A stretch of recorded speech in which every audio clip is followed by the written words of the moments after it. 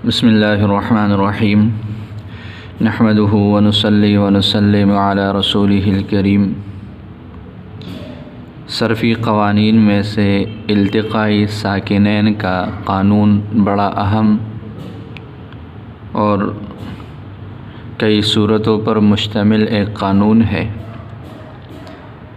इल्तिक़ाई साकिनैन का मतलब ये होता है कि जी किसी मकाम पर दो साकिन एक साथ मिल जाते हैं, दो साकिन एक साथ में इकट्ठे हो जाएं तो इसको इल्तिक़ाई साकिनैन कह देते हैं।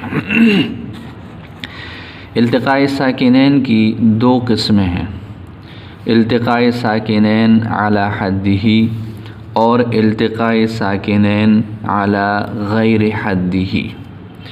इल्तिक़ाई साकिनैन अला हद्दिही वो इल्तिक़ाई साकिनैन है जिसमें तीन शर्तें पाई जाएं। नंबर एक, पहला साकिन मद्दा हो या फिर याए तस्गीर हो, दूसरा साकिन वो मुदगम हो और तीसरी शर्त यह है कि वहदती कलिमा हो, यानी पहला और दूसरा साकिन जो है वो एक ही कलिमा में हो। जैसे इसकी मिसाल हम देखते हैं इहमार्रा, उहमूर्रा और हुवैसतुन। इसमें ये अलिफ, ये वाव और ये जो या है ये पहला साकिन है। इसमें हम देखते हैं कि जी ये पहला साकिन यहाँ अलिफ मद्दा, यहाँ वाव मद्दा और यहाँ पर जो है वो या है, या तस्गीर, ये या तस्गीर हो जाएगी। दूसरी शर्त यह है कि दूसरा साकिन मुदगम हो। मुदगम का मतलब यह है कि आगे किसी और लफ्ज़ में उसका इदगाम हुआ हो।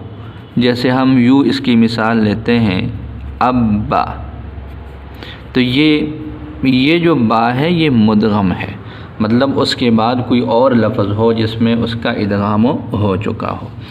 तीसरी शर्त यह है कि वहदती कलिमा हो, यानी वो दोनों साकिन एक ही कलिमा में हो। अब इन तीनों मिसालों में दोनों साकिन यानी पहला साकिन मद्दा या तस्गीर और दूसरा साकिन मुदगम वो एक ही कलिमा में है। लिहाजा अगर ये तीन शर्तें पाई जाएं तो इन तीन शर्तों के बाद जो इल्तिक़ाई साकिनैन होगा उस इल्तिक़ाई साकिनैन को कहा जाएगा कि जी ये इल्तिक़ाई साकिनैन अला हद्दिही है। दूसरी किस्म इल्तिक़ाई साकिनैन की इल्तिक़ाई साकिनैन अला गैरि हद्दिही है। इसकी वजाहत बिल्कुल आसान है कि जी जो इल्तिक़ाई साकिनैन अला हद्दिही ना हो वो अला गैरि हद्दिही होगा। यानी अगर किसी जगह पर इल्तिक़ाई साकिनैन है, दो साकिन एक साथ में जमा है, लेकिन ये जो तीन शर्तें हैं ये तीन शर्तें ना पाई जाएं तो बस वो इल्तिक़ाई साकिनैन अला गैरि हद्दिही होगा, यानी जिसमें अला हद्दिही की शर्तें मौजूद ना हो। अब ये जो इल्तिक़ाई साकिनैन अला गैरि हद्दिही है, इन शराइत को देखकर इनकी फिर 7 सूरतें बन जाती हैं। इसलिए कि अला गैरि हद्दिही का मतलब जिसमें इंतिफा हो इन शराइत का। तो इन शराइत ये तीन शर्तें हैं, ये तीन शर्तें या तो एक एक वो मफ़क़ूद होंगी या डबल मफ़क़ूद होंगी या फिर तीनों ही मफ़क़ूद होंगी किसी कलिमा में। इस तरह ये फिर हमारे पास इसकी 7 जो है वो सूरतें बन जाती हैं। तो लिहाजा उन 7 सूरतों की वजाहत आगे हम करते हैं कि जी पहली शर्त यह है कि जी पहला साकिन मद्दा या तस्गीर हो।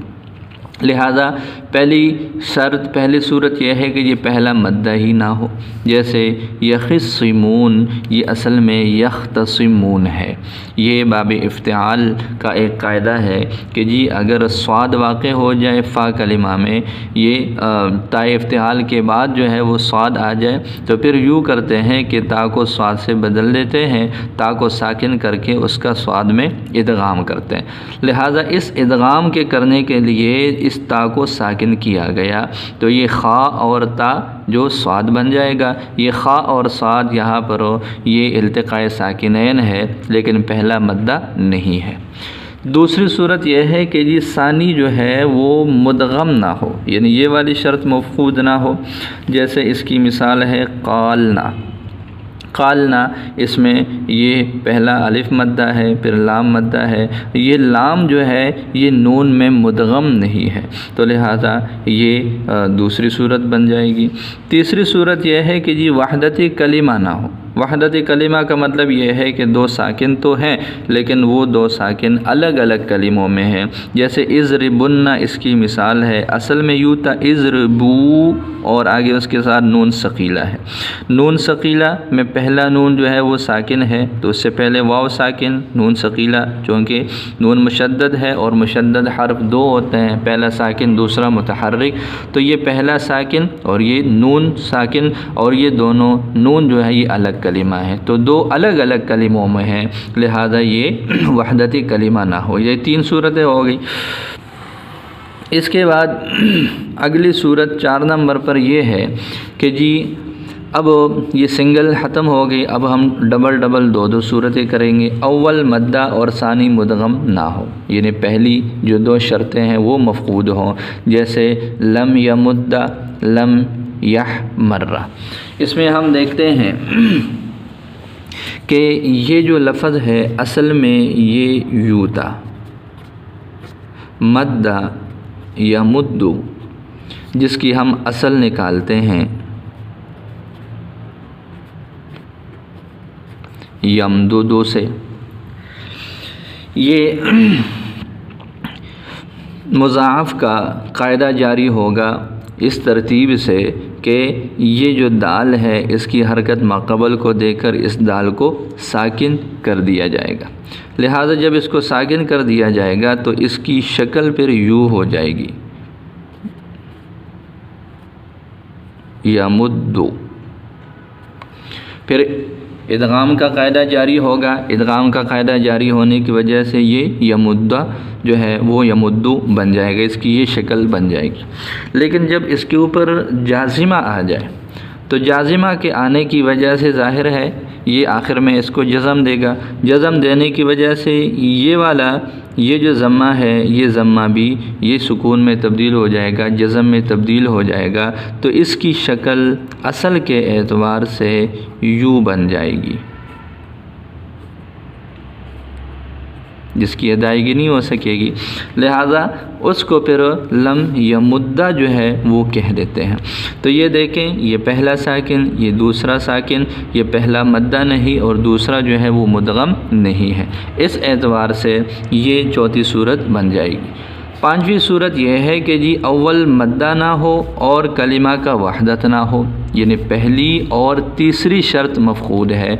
जैसे इसकी मिसाल है लितुदअउन्ना, असल में क्या है लितुदअउन्ना, ये वाव साकिन और यहाँ पर नून मुशद्दद है, तो इसका पहला नून साकिन इज्तिमाई साकिन है, इस तरह हो जाएंगे। तो ये वाव मद्दा नहीं है और इस तरह जो है वो कलिमा का वहदत भी नहीं है कि ये पहला अलग कलिमा है और नून सकीला का ये अलग कलिमा है, तो ये इस तरह इसकी शक्ल बन जाएगी पांचवी। छठी सूरत इसकी ये है कि सानी मुदगम ना हो और कलिमा भी अलग हो, यानी जो शर्त सानी है इल्तिक़ाए साकिनैन अला हद्दिही की शर्त सानी और शर्त सालिस मफ़कूद हो। जैसे इज़रिबू अल क़ौमा, इसमें देखें कि जी ये इज़रिबू में वाव साकिन और अलक़ौमा में लाम जो है ये साकिन है, दो साकिन जमा हो गए। दो इज़रिबू अलग कलिमा है और अलक़ौम जो है ये अलग कलिमा है, इस वजह से इल्तिक़ाए साकिनैन तो है लेकिन वहदती कलिमा नहीं है। और फिर ये जो लाम है ये मुदगम भी नहीं है, तो इस वजह से इस एतबार से ये इल्तिक़ाए साकिनैन की छठी सूरत बन जाएगी जो कि अला गैरि हद्दिही है। सातवीं सूरत इल्तिक़ाए साकिनैन की ये है कि अव्वल मद्दा ना हो और सानी मुदगम ना हो और वहदती कलिमा भी ना हो, यानी पहले हमने एक शर्त की मफ़कूद होने की सूरतें पढ़ ली, फिर उसके बाद दो शर्तों की मफ़कूद होने की सूरतें पढ़ ली। अब ये सूरत है कि तीनों ही शर्तें मफ़कूद हों जो इल्तिक़ाए साकिनैन अला हद्दिही की है, यानी मद्दा भी नहीं है, मुदगम भी नहीं है, दूसरा वहदती कलिमा भी नहीं है। जैसे इसकी सूरत है कुलिल हक़, इसमें असल जो है वो ये यूँ है कुल और आगे यू है। ये लाम साकिन और ये लाम साकिन दोनों लाम है दोनों जगह पर। ये देखें पहला मद्द भी नहीं है, दूसरा मुदगम भी नहीं है। कुल अलग कलिमा है और अलहक़ जो है ये अलग कलिमा है। इस वजह से ये इल्तिक़ाए साकिनैन अला गैरि हद्दिही की 7वीं सूरत जो है वो बन जाएगी।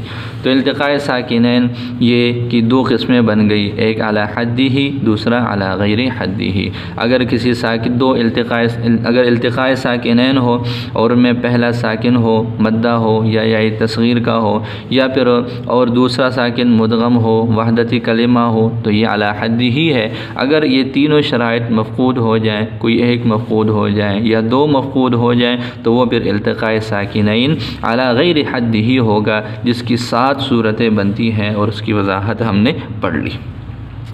तो ये इस तरह जो है हमारे पास इसकी ये वजाहत हो जाती। अब हम इसका हर एक का हुक्म पढ़ते हैं कि क्या इसका जो है वो हुक्म होगा।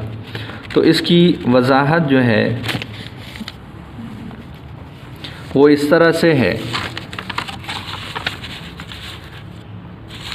कि इल्तिक़ाए साकिनैन के अहकामात वो अलग हैं। पहला हुक्म ये है कि जी हर हाल में साकिनैन का पढ़ना वाजिब हो, चाहे हालत वक़फ़ हो या हालत वक़फ़ ना हो, दोनों सूरतों में दोनों साकिनैन का पढ़ना वाजिब है। ये पहला हुक्म हो जाएगा इल्तिक़ाए साकिनैन का। लेकिन इसके लिए एक शर्त है, वो शर्त ये है कि जी वो इल्तिक़ाए साकिनैन अला हद्दिही हो। इल्तिक़ाए साकिनैन अला हद्दिही जब होगा तो फिर दोनों साकिनों का पढ़ना ये वाजिब हो जाएगा मुतलक़ तौर पर। जैसे इसकी मिसाल देखें, इहमार्रा व हुमूर्रा हुवैसतुन, इन तीनों मिसालों की वजाहत हमने पढ़ ली कि इसमें इल्तिक़ाए साकिनैन अला हद्दिही की तीनों शर्तें पाई जा रही।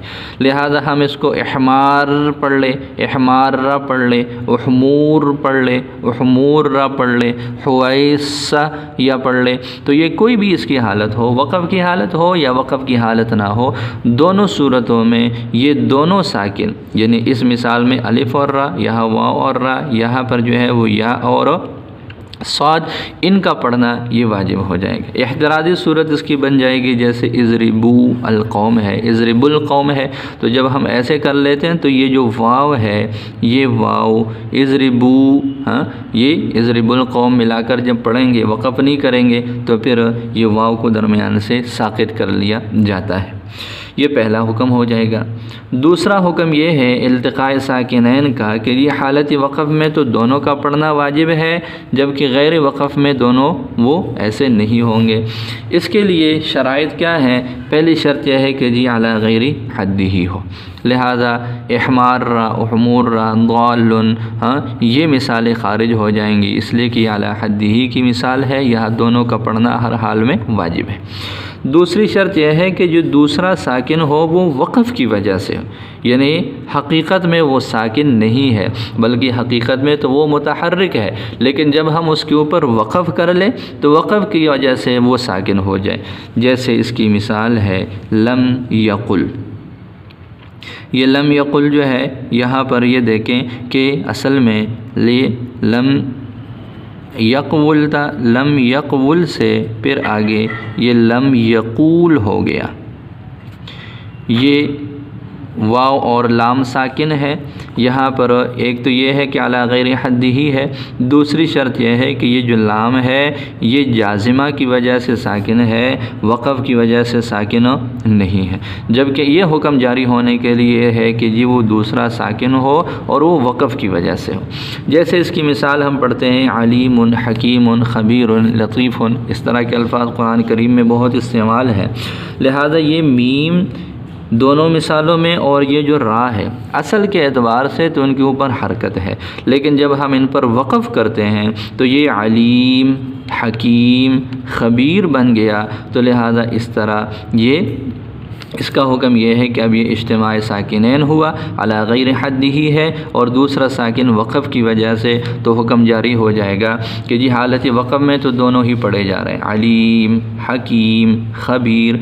लेकिन जब वक़फ़ ना हो तो फिर इसका हुक्म अलग हो जाएगा, फिर अलीमुन हो जाएगा, हकीमुन हो जाएगा, ख़बीरुन हो जाएगा। ये जो है इसका पढ़ना फिर वो इल्तिक़ाए साकिनैन की सूरत ही जो है वो ख़त्म हो जाती है।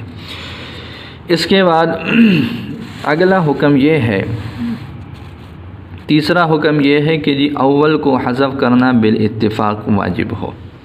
इल्तिक़ाए साकिनैन ऐसा हो कि जिसमें अव्वल को हज़फ़ करना बिल इत्तिफ़ाक़ जो है ये वाजिब है। लेकिन 3 जगह ऐसी हैं जहाँ पर इख्तिलाफ़ है। इख्तिलाफ़ असल में हज़फ़ करने में नहीं है, बल्कि इसमें इख्तिलाफ़ है कि जी हज़फ़ किसका होगा, अव्वल का होगा या सानी का होगा, इसमें इख्तिलाफ़ है। तो लिहाजा वैसे इन 3 सूरतों के अलावा इत्तिफ़ाक़ है कि जी पहला जो साकिन होगा उसका हज़फ़ करना ये वाजिब हो जाएगा।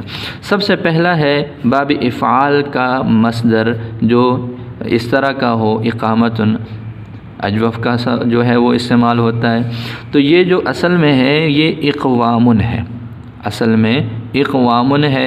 ये यहाँ पर वाव की हरकत माक़बल को दे दी और फिर ये जब इसको दे दी तो इसको अलिफ से बदल दिया। अलिफ से बदल लेने के बाद यूँ हुआ कि अब ये 2 साकिन एक साथ जमा हो जाएंगे। इसमें फिर इख्तिलाफ़ है। इख्तिलाफ़ इस बात का है कि बाज़ हज़रात फरमाते हैं कि जी जो पहला साकिन होगा उसको हज़फ़ करेंगे, बाज़ हज़रात फरमाते हैं कि जो दूसरा साकिन होगा उसको हज़फ़ करेंगे। इसी तरह बाब इस्तिफ़आल का जो मस्दर है, जैसे इस्तिक़ामतुन है, इस्तिक़ामतुन असल में इस्तिक़वामुन है, इसमें भी उसी तरह की तालील है। वाव की हरकत माक़बल को दी, वाव को अलिफ से बदल देंगे, अब 2 अलिफ 2 साकिन एक साथ जमा हो जाएंगे। तो इसमें फिर इख्तिलाफ़ है कि जी कौन सा यहाँ पर गिराना है, पहला या दूसरा। इसी तरह इसम मफ़ऊल अजवब का जो मक़ूलन के वज़न पर आता है, मक़ूलन असल में तो मक़बूलन है, यू है असल में मक़बूलन, लेकिन इज्तिमाए साकिनैन हुआ उसकी वजह से जो है ये यू बन जाएगा मक़ूलन, 2 वाव एक साथ जमा हो गए। तो ये हुक्म ये है कि जी पहले को हज़फ़ करना बिल इत्तिफ़ाक़ वाजिब है, लेकिन इन 3 में इख्तिलाफ़ है। बाज़ के नज़दीक पहला हज़फ़ करेंगे, बाज़ के नज़दीक जो है वो दूसरा हज़फ़ करेंगे। अब या तो इसका वज़न मफ़ऊलन के वज़न पर होगा जब हम दूसरा हज़फ़ करेंगे, या फिर मफ़ूलन का वज़न होगा जब हम जो है वो पहला हज़फ़ करेंगे। और ये इख्तिलाफ़ क्यों है?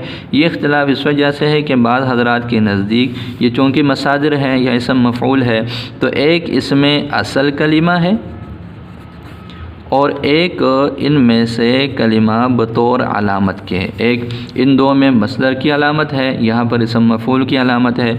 बाज़ हज़रात के नज़दीक असल कलिमा ये मक़सूद है, लिहाजा इसको हज़फ़ नहीं करेंगे।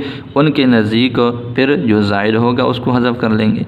बाज़ के नज़दीक अलामत यहाँ पर जो है बुनियादी तौर पर मक़सूद है, तो उनके नज़दीक फिर हरफ़ असली को जो है वो हज़फ़ कर लेंगे। तो इस तरह इस इख्तिलाफ़ की वजह से ये है।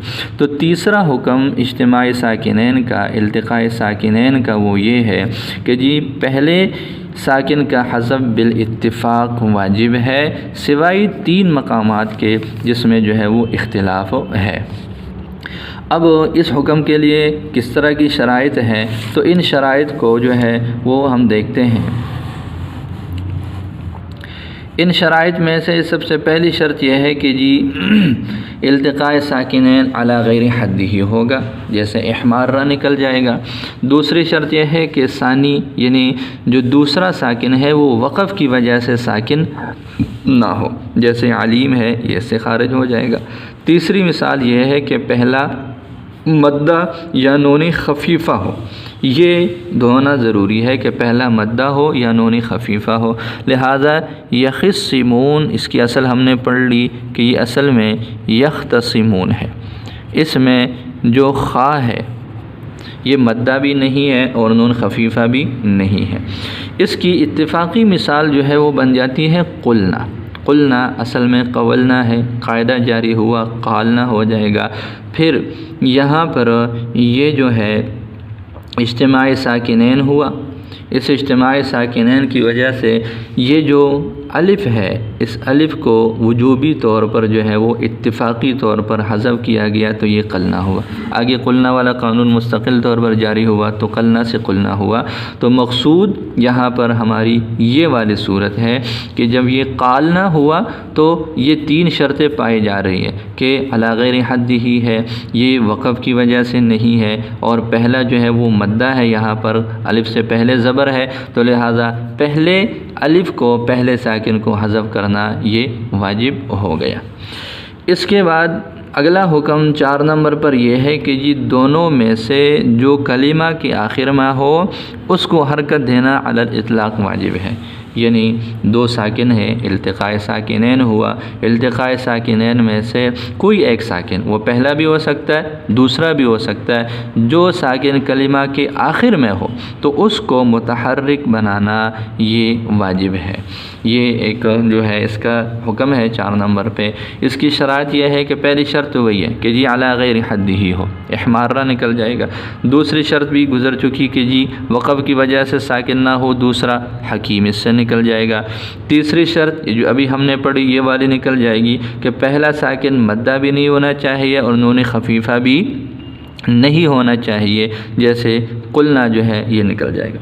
इसके बाद 4 नंबर पर शर्त यह है कि जी एक साकिन कलिमा के आखिर में हो, चाहे पहला हो चाहे दूसरा हो, वो कलिमा के आखिर में हो तो ये इसकी सूरत जो है वो हो जाएगी।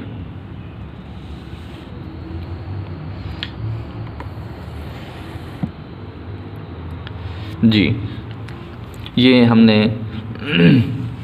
पढ़ लिया, इसकी शराइत पढ़ ली 4 नंबर वाले हुक्म की कि जी जो कलिमा के आखिर में होगा उसको हरकत देना वाजिब है। ये 3 शर्तें हमने, इसकी 4 शर्तें पढ़ ली। पहली शर्त हमने पढ़ी अला गैरि हद्दिही हो, इहमारा निकल जाएगा।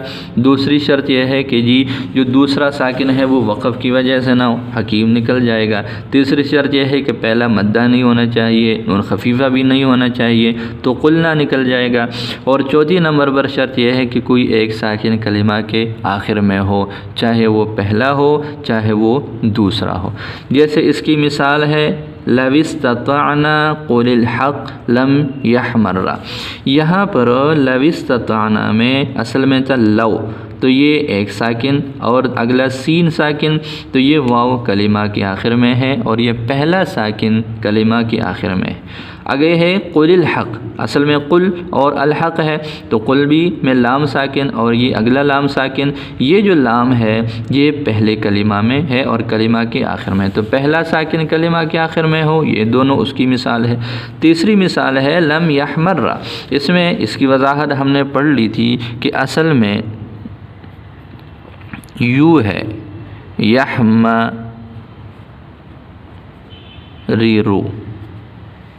ये इसकी असल है यहमरीरू। तो ये यहाँ पर एक जिन्स के ये मुज़ाफ़ वाला क़ानून जारी होगा, इसरा को साकिन करके इसका इसमें इदगाम करेंगे, तो इस वजह से, इस कायदा की वजह से ये रा साकिन हो गई। फिर जब इसके ऊपर लम जाज़िमा आ गया तो लम जाज़िमा के आने की वजह से यहाँ पर ये रा भी साकिन पहले से थी और ये रा भी साकिन हो गई, तो ये अब साकिन कलिमा के आखिर में है। तो हुक्म क्या है कि जी जो साकिनैन में से जो उनसे वाला साकिन कलिमा के आखिर में होगा उसको हरकत देना वाजिब है। लिहाजा इस कायदा के मुताबिक इसमें ये तीनों शर्तें भी पाई जा रही हैं, लिहाजा इस साकिन को हरकत देना ये वाजिब हुआ, यहाँ पर इस साकिन को हरकत देना वाजिब हुआ, यहाँ पर इस साकिन को हरकत देना वाजिब हो जाएगा। तो ये जो है वो अगली शर्त है कि जी अगर दोनों साकिनों में से कोई साकिन कलिमा के आखिर में हो तो उसको फिर हरकत देना अलल इतलाक़ हो, ये वाजिब हो जाएगा। इसके बाद 5 नंबर पर जो इसका हुक्म है वो ये है कि जी पहले साकिन को कसरा देना वाजिब है। इज्तिमाई साकिनैन हुआ, इल्तिक़ाई साकिनैन हुआ, तो अगर ये आने वाली शराइत पाई जाएंगी तो फिर पहले साकिन को कसरा देना वाजिब होगा। ये हुक्म कब जारी होगा? इसके लिए 4 शर्तें हैं। अला गैरि हद्दिही हो, इहमारा निकल जाएगा। सानी वक़फ़ की वजह से ना हो, हकीम निकल जाएगा। अव्वल मद्दा या नून खफीफ़ा ना हो, कुलना निकल जाएगा। कोई साकिन कलिमा के आखिर में ना हो, कुल हक़ निकल जाएगा। इन चारों शराइत की वजाहतें हमने पढ़ ली कि अगर वो अला हद्दी ही हो तो फिर क्या हुक्म होगा, वक़फ़ की वजह से हो फिर क्या हुक्म होगा, पहला मद्दा हो तो क्या हुक्म होगा, कोई कलिमा के आखिर में हो तो क्या हुक्म होगा। ये शराइत हैं कि जी ये वाली सूरतें ना हो तो फिर हुक्म ये है कि जी पहले साकिन को कसरा देना वाजिब है।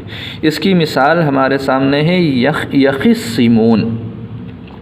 ये जो यखिस्सिमून है इसकी असल है यख्तसिमून। बाब इफ्तिआल के क़वाइद में से ये एक कायदा है कि जी ये ता के बाद, ता इफ्तिआल के बाद अगर स्वाद आ जाए तो फिर ये ऐसे करते हैं कि ता को स्वाद से तब्दील करते हैं। इस कायदा के मुताबिक जब हमने ता को बदला स्वाद से तो ये यूँ बन जाएगा यख्सासी मोना। इदगाम का कायदा जारी होगा। एक जिन्स के दो हर्फ हैं, पहले को साकिन किया, साकिन करके दूसरे में उसका इदगाम करना है, ये यूँ हो जाएगा। अब देखें इस कलिमा में दो साकिन एक साथ जमा हो गई, खा और साद। ये अला गैरिही हद्दी ही है, सानी वक़फ़ की वजह से भी नहीं है, पहला मद्दा भी नहीं है और कलिमा का आखिर भी नहीं है, बल्कि दरमियानी कलिमा है। तो अब हुक्म जारी हो जाएगा कि जी जब ये चार शराइत पाई जाएँ तो इन चार शराइत के पाए जाने के बाद जो इल्तिक़ाए साकिनैन होगा उसमें से पहले साकिन को कसरा देना वाजिब हो जाएगा। लिहाजा ये इस एतबार से हम यूँ करेंगे कि ये बन जाएगा यखिस्सिमून, ये इसकी मिसाल जो है वो बन जाएगी। तो ये इल्तिक़ाए साकिनैन है कि अगर किसी कलिमा में दो साकिन एक साथ जमा हो जाए तो फिर वो अला हद्दी ही है या अला गैर हद्दी ही है, और फिर हर एक का हुक्म क्या है, किन शराइत के साथ वो कानून जारी होगा, अल्लाह ताला समझना आसान फरमाए।